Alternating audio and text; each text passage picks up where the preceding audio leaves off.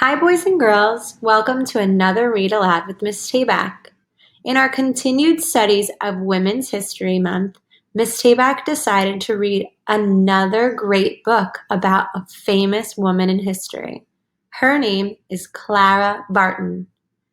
Pay careful attention because Miss Tabak is going to ask you to tell me 3 facts you learned about Clara today. Early life.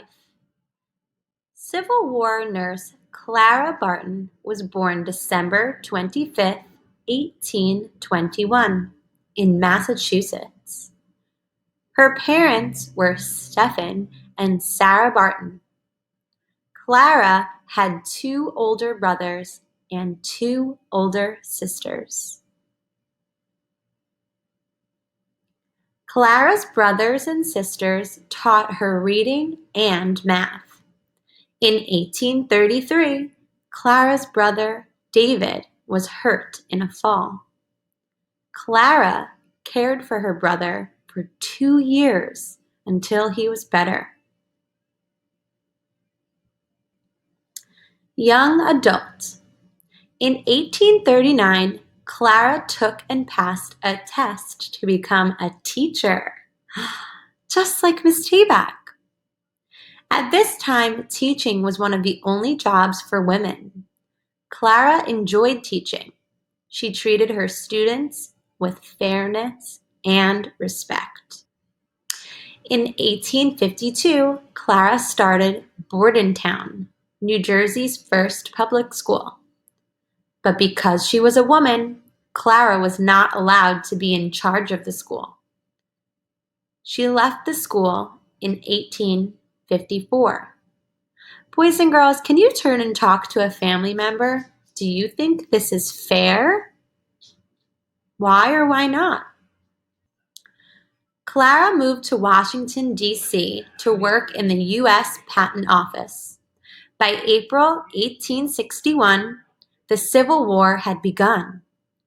Clara wanted to serve her country. She was among the first to collect supplies for soldiers.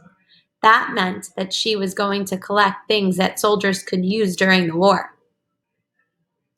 Life's work. Clara brought food, clothing, and medical supplies to soldiers. She cared for wounded men during dangerous battles. Soldiers called Clara the angel of the battlefield. It was during the Civil War that women first became nurses.